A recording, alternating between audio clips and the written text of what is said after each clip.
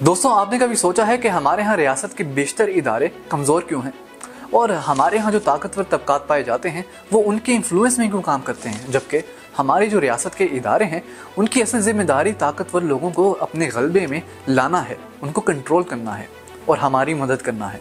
لیکن ہم یہ دیکھتے ہیں کہ ہمارے مدد طلب کرنے کے باوجود بھی ہماری ریاست کے کچھ ادارے ہماری مدد کے لیے نہیں پہنچتے اور وہ ہماری مدد نہیں کرتے۔ ایسا کیوں ہے؟ دوستوں، اس کی دو وجوہات ہیں۔ ایک وجہ یہ ہے کہ ہمارے ہاں اسٹرکچرل ریفارمز نہیں کی گئیں، اور دوسری وجہ یہ ہے کہ ہمارے ہاں سوشل ریفارمز بھی نہیں کی گئیں۔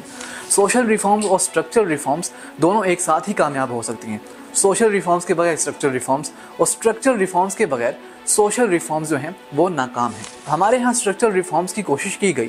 سب سے پہلے ایوب خان کے دور میں کی گئی، اس کے بعد ذوالفقار علی بھٹو، پھر پرویز مشرف کے دور میں بھی کی گئی، لیکن یہ ریفارمز ناکام کیوں ہوئیں؟ پہلے تو ہم ان ریفارمز کو سمجھ لیتے ہیں کہ یہ ریفارمز کیا تھیں اور ان کا مقصد کیا تھا۔ جیسے میں نے بات کی کہ ہمارے ہاں جو طاقتور طبقات ہمارے ریاست کے اداروں کو کنٹرول کرتے ہیں اور وہ ان کے انفلوئنس میں آ کر کام کرتے ہیں اور ہماری مدد نہیں کرتے، ہمارے لیے ہمارے ریاست کے ادارے کام نہیں کرتے۔ اس کی وجہ یہ ہے کہ ہماری ریاست کا سٹرکچر ہی کچھ ایسا ہے کہ جو کہ ہماری ریاست کے اداروں کو مجبور کرتا ہے کہ وہ طاقتور لوگوں سے، سیاستدانوں سے، وڈیروں سے اور جو زمیندار ہیں، جو طاقتور طبقات ہمارے ہاں پائے جاتے ہیں، ان سے انفلوئنس ہوں اور ان کے لیے کام کریں، ان کی ڈائریکشنز کے مطابق کام کریں۔ یہی وجہ ہے کہ جب کوئی آرڈر نہیں ملتا سیاستدانوں سے یا کسی بھی طاقتور شخص سے یا کسی بھی طاقتور طبقات سے تعلق رکھنے والے انسان سے، تو ہمارے ریاست کے اداروں کے پاس کوئی اور کام ہی نہیں ہوتا۔ ان کا سٹرکچر صرف ان کو اس بات کی اجازت دیتا ہے کہ وہ اپنے آقاؤں سے ڈکٹیشنز لیں۔ اگر ان کو کوئی ڈکٹیشن نہیں مل رہی، ان کو کوئی نہیں بتا رہا کہ آپ نے کیا کرنا ہے، تو پھر وہ کیا کریں گے؟ وہ کچھ بھی نہیں کریں گے، وہ ہاتھ پہ ہاتھ رکھ کر بیٹھے رہیں گے۔ اور یہی وجہ ہے کہ ہمارے ہاں سرکاری دفاتر میں جب بھی ہم مدد طلب کرنے کے لیے جاتے ہیں اپنے سرکاری افسران سے، اپنے سرکاری عہدیداران سے، تو وہ رسپونڈ نہیں کرتے، وہ اعلیٰ ظرفی کا مظاہرہ نہیں کرتے۔ دوستوں، اس مسئلے کو سمجھنے کے لیے ضروری ہے کہ ہم سٹرکچر کو سمجھیں۔ ہمارے ہاں کا سٹرکچر کیسا ہے؟ ہمارے ہاں سٹرکچر ہی کچھ ایسا ہے کہ وہ سیاستدانوں سے ڈکٹیشنز لیے بغیر کام نہیں کر سکتا۔ جو ہمارے ریاست کے ادارے ہیں ان کے لیے بنیادی اصول ہے، ان کے لیے بنیادی ذمہ داری ہے کہ وہ سیاستدانوں سے یا جو طاقتور طبقات ہیں، جو اشرافیہ کے ساتھ جن کا تعلق ہے، وہ ان سے ڈکٹیشنز لیں۔ وہ پارلیمان میں ہوتے ہیں اور اصولی طور پر ان کو اجازت ہے کہ وہ ڈکٹیشنز دیں ریاست کے اداروں کو، اور ریاست کے ادارے ان کی مرضی کے مطابق، ان کی منشا کے مطابق کام کریں۔ اس سٹرکچر کو دوستوں چینج کرنے کے لیے کچھ کوششیں کی گئی ہمارے ہاں۔ سب سے پہلے کوشش، جیسا میں نے بتایا، ایوب خان کے دور میں کی گئی۔ بیسک ڈیموکریسی 1959 کے ذریعے ایوب خان نے کوشش کی کہ ان طاقتور لوگوں کے انفلوئنس سے ریاست کے اداروں کو آزاد کیا جائے، ان کے انفلوئنس سے ریاست کے اداروں کو بالاتر کیا جائے اور آزاد اور خود مختار بنایا جائے۔ لوکل گورنمنٹس کو آزادی دی گئی، خود مختاری دی گئی، اور ان کے انفلوئنس سے جو طاقتور طبقات ہمارے یہاں پائے جاتے ہیں، جو سیاستدان ہیں، وڈیرے ہیں، زمیندار ہیں، جو کنشپ گروپس ہیں، لوکل کلینز ہیں، ان کے تسلط سے آزاد کرنے کے لیے ایوب خان نے سب سے پہلے بیسک ڈیموکریسی 1959 کو انٹروڈیوس کروایا، اور اس کے ذریعے لوکل گورنمنٹس کو مضبوط بنایا تاکہ لوگ خود مختار ہوں اور اپنے بلبوتے پر فیصلے کریں، اپنے مسائل کا حل اخذ کریں۔ دوستوں، ہم جانتے ہیں کہ ایوب خان کے دور میں کتنی ترقی ہوئی، انفراسٹرکچر ڈیولپ ہوا، انڈسٹریلائزیشن ہوئی، اکانومی بہتر ہوئی، اور ہم ساؤتھ کوریا سے بھی آگے تھے۔ لیکن آج ہم ساؤتھ کوریا سے پیچھے ہیں۔ اگر ہم اس رفتار سے آگے بڑھتے، ترقی کرتے، ان ریفارمز کا خاطر خواہ نتیجہ نکلتا اور ان ریفارمز کو کنٹینیو رکھتے، اور ہمارے طاقتور طبقات جو ہمارے سیاستدان ہیں، ہمارے زمیندار ہیں، یا کسی بھی اشرافیہ سے تعلق رکھنے والے لوگ ہیں، اگر وہ ان ریفارمز کو جاری رکھتے اور اس میں رکاوٹ نہ بنتے، تو آج شاید ہم ساؤتھ کوریا سے بھی آگے ہی ہوتے، بلکہ ساؤتھ ایشیا میں ایک بڑی طاقت بن کر ابھرتے۔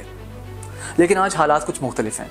لیکن اگر ریفارمز کی بات کی جائے، اگر ہمارے حالات کو چینج کرنے کی بات کی جائے، تو ہم یہ دیکھتے ہیں کہ ایوب خان کے بعد بھی ذوالفقار علی بھٹو جب آئے، انہوں نے بھی کوشش کی کہ ریفارمز انٹروڈیوس کروائی جائیں اور سوسائٹی کو تبدیل کیا جائے، اور طاقتور طبقات کا جو غلبہ ہے اس سے عام لوگوں کو آزاد کیا جائے۔ دوستوں، ہم دیکھتے ہیں کہ ذوالفقار علی بھٹو کے دور میں لینڈ ریفارمز کی گئی، ان طاقتور طبقات کی طاقت کو کم کرنے کے لیے، ختم کرنے کے لیے۔ یہ جتنے بھی زمیندار وڈیرے تھے، یہ اپنی زمینوں کا استعمال بے دھڑک انداز میں کرتے تھے اور اپنی زمینوں کو رینٹ کرتے تھے عام لوگوں کو، اور ان کی کاشتکاری کے ذریعے ان سے کرایہ حاصل کرتے تھے۔ تاکہ عام لوگ ان کی زمینوں پر کام کریں اور ان کو کرایہ ادا کریں ان زمینداروں کو جن کی وہ زمینیں ہوتی تھی۔ اور یہی اکنامک ہولڈ تھا جس کے ذریعے یہ طاقتور طبقات مزید تقویت حاصل کرتے تھے اور معاشرے میں اپنا غلبہ قائم کرتے تھے۔ ان کے غلبے کو ختم کرنے کے لیے ذوالفقار علی بھٹو نے لینڈ ریفارمز انٹروڈیوس کروائیں اور اس کے ذریعے جو 1000 ایکڑ کی زمین تھی اور 500 ایکڑ کی زمین تھی اس کو منیمائز کیا۔ 500 ایکڑ کی جو اریگیٹڈ لینڈ تھی اس کو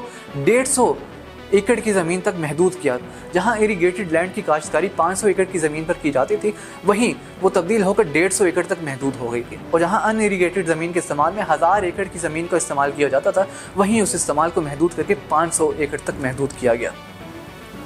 تو اس طرح ہم دیکھتے ہیں کہ زمینداروں کی طاقت کو کس طرح محدود کرنے کی کوشش کی گئی، اور اس کے اثرات ہم آج اپنے معاشرے میں دیکھتے ہیں کہ لوگ اس قدر زمینداروں کے غلام نہیں، ان کے ماتحت نہیں جس طرح پہلے ہوا کرتے تھے۔ یا ہمارے حالات آج کونگو سے یا افریقن ممالک سے قدرے بہتر ہیں، لیکن مکمل طور پر بہتر نہیں ہو پائے، اور اس کی وجہ ایک ہے، وہ یہ ہے کہ ہمارے طاقتور طبقات، ہمارے جو یہاں کی ایلیٹس ہیں، جو زمیندار ہیں، وڈیرے ہیں، انہوں نے ان ریفارمز کو کچلنے کی کوشش کی۔ اب یہ ایک الگ بحث ہے کہ انہوں نے کس طرح ریفارمز کو کچلنے کی کوشش کی، جس پر بعد میں بات کی جائے گی، کسی اور ویڈیو میں بات کی جا سکتی ہے، لیکن اس وقت سمجھنے کی ضرورت یہ ہے کہ یہی وہ لوگ تھے، یہی وہ طبقات تھے جنہوں نے ریفارمز کو ختم کرنے کی کوشش کی، اور یہ نہیں چاہتے تھے کہ ان کا ہولڈ معاشرے سے ختم ہو اور لوگ آزاد ہوں، خود مختار ہوں۔ لیکن آج جتنی بھی بہتری ہمیں معاشرے میں نظر آتی ہے وہ ان ریفارمز کی بدولت ہی ہے۔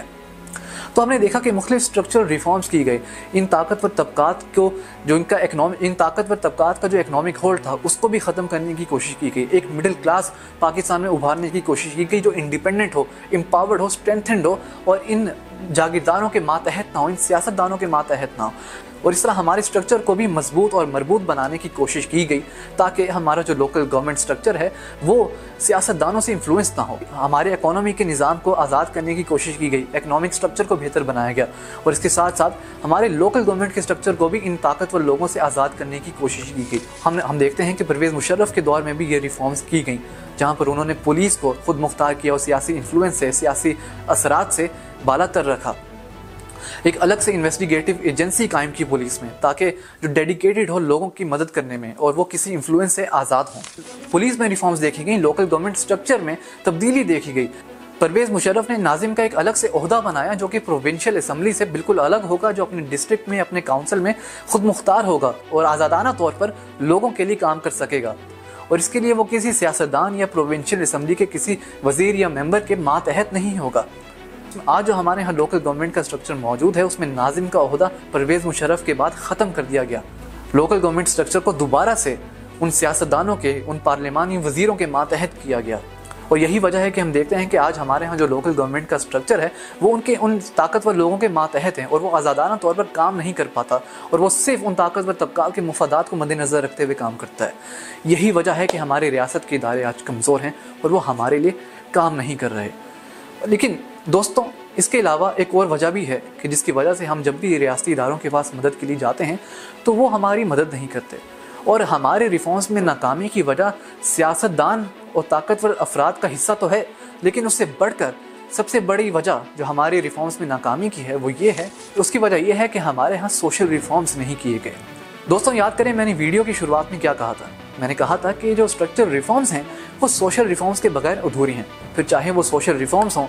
یا اسٹرکچرل ریفارمز ہوں، دونوں ایک دوسرے کے بغیر انکمپلیٹ ہیں، اور دونوں ایک ساتھ ہی نافذ کی جا سکتی ہیں۔ لیکن ہمارے ہاں اسٹرکچرل ریفارمز تو کی گئیں لیکن سوشل ریفارمز نہیں کی گئیں۔